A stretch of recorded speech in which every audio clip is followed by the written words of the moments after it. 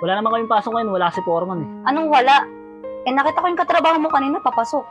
Baka sideline lang yun. Sa sideline? Aba, ayos-ayusin mo naman yung buhay mo, Buriel.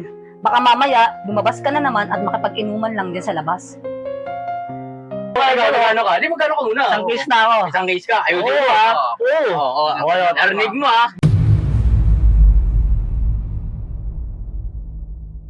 Narinig mo ah. Tara. Tiyada.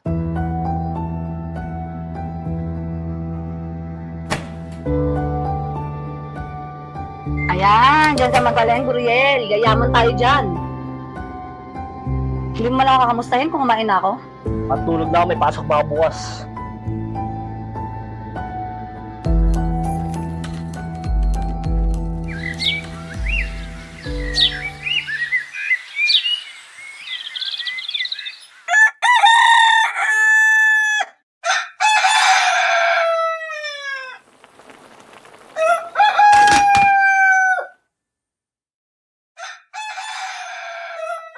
O yan na, bossing.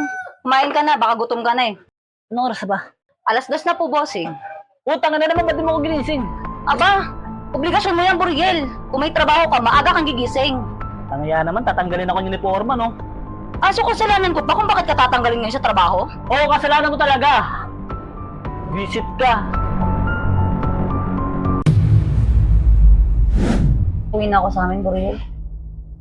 Ikaw, Sawa na ako sa ganitong buhay. Alam mo, buntis ako.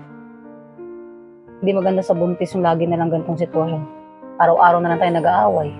Nakakaya na rin sa mga kapitbahay natin dito. Kaburil, hindi ko na rin alam paano kita mapapatino. Kaya siguro mas okay na maghiwalay tayo. So, uwi na ako sa bahay namin.